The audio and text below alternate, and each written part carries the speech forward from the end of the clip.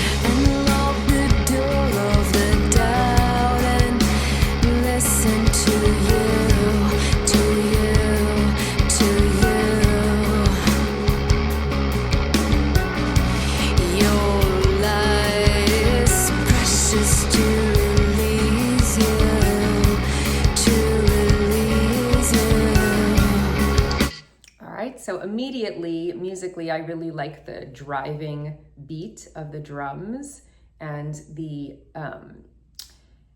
almost like toneless quality of the guitar, you know, like it has that kind of like kind of quality to it. Very, very cool. And when she comes in, she's actually singing very, very low in her registration. It's like da da da da da da da da da da. That is a C#3. That's really low. And I feel like I have a very low voice. That's low for me. That's like close to the lowest note in my range. So I really love when women sing down there. I'm biased. I really like low female voices. And I also really like her pronunciation. So obviously I think English is not her first language since they're Portuguese. And sometimes when you hear people singing in English and it's not their first language, it sounds like awkward or weird or whatever. But she sings like she's a native English speaker, but she does tweak some pronunciations in like a really cute way. So instead of saying release you, she says release you with almost like a Z sound. I also really like the way that she says precious, right? It's like my precious now. But you can feel that like she's really like tasting the words as she's saying them, and she's almost using like automatopoeia to describe the sounds in like a really like delicious, delectable, kind of scrumptious way. You know what I mean? Like when she's saying the word, she's really feeling and describing each of the words, as opposed to somebody that just like sings lyrics without really emoting. So Again, she's a master emoter and really good at using different effects in her voice to convey emotion.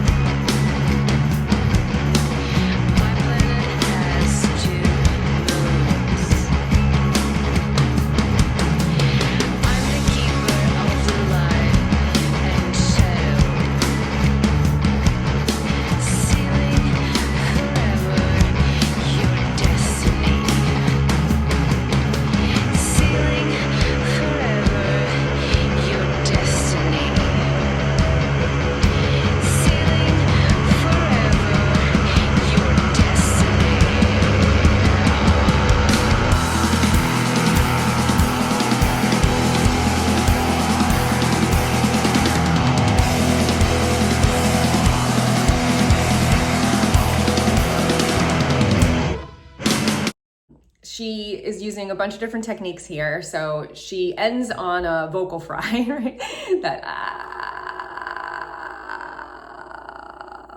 which the Kardashians are so famous for speaking with. But that is actually using your false vocal folds. You're not actually phonating. And it's quite good for your vocal folds, actually. It's a very relaxing posture for them to be in. And she's using it as a vocal effect, right? And then she also is speaking some of the lines. And I always think that like one of the hardest ways to sing is to speak sing, because it's really hard to sound cool when you're speaking in a song. And she manages it. And not only that, but if you listen to the pitches that she's speaking on, even though she's not really singing, she's still pitching her words on notes that make sense with the underlying chord. So if you're speaking in a song, you can't just like randomly pick a note that might sound really dissonant, right? She's kind of speaking where she's like da da da da da da da da da, you know, something like that, where she's speaking some of it, but she's also dancing around the melody notes that make sense with the underlying chord. So very, very cool. And she manages to make speaking sound not cringy, which is very hard. The ground is shaking and I'm falling. The world is overwhelming all the time. The time is falling and I'm drowning. The world is overwhelming all the time.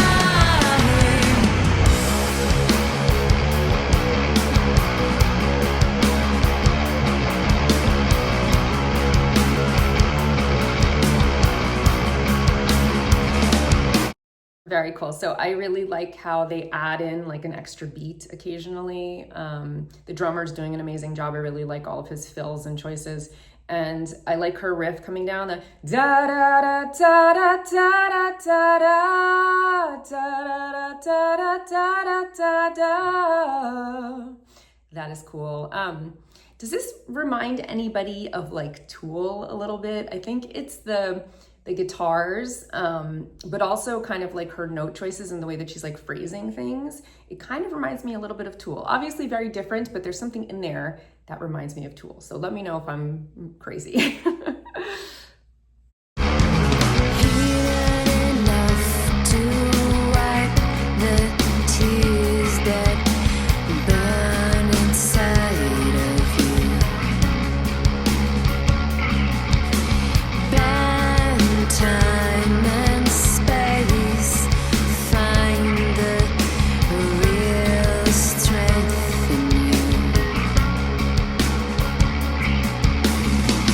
The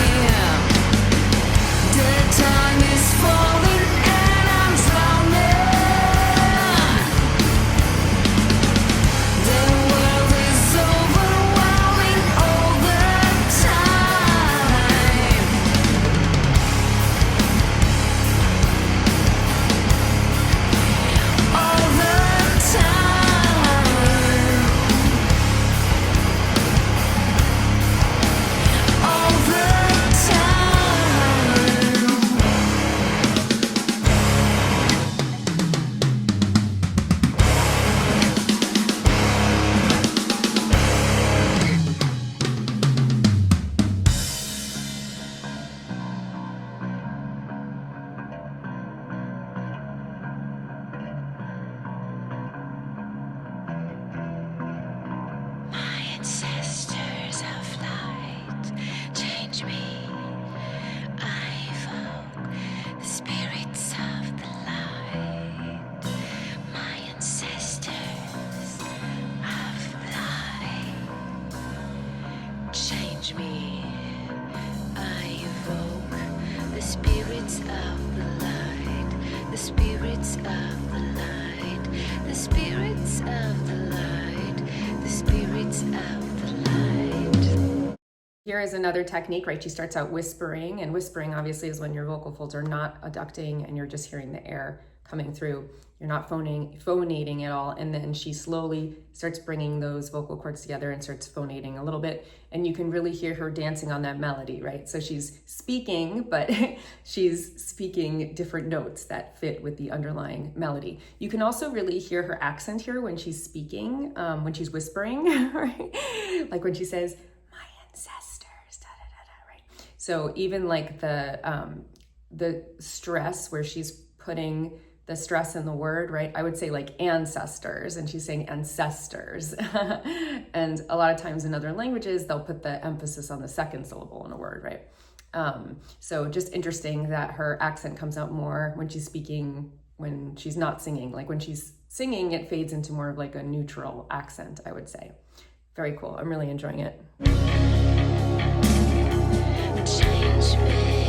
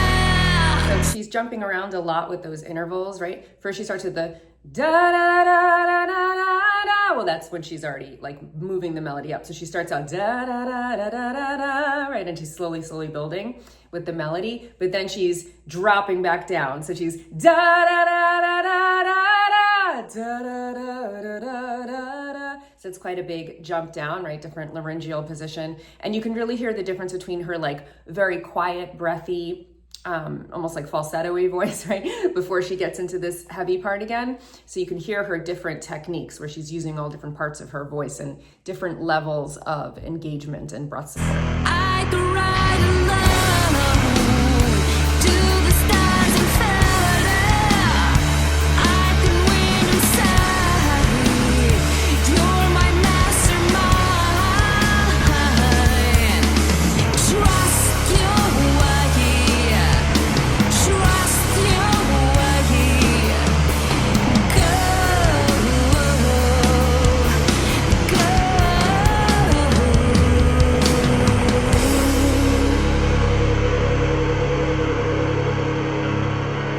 To the stars and further, I am alone.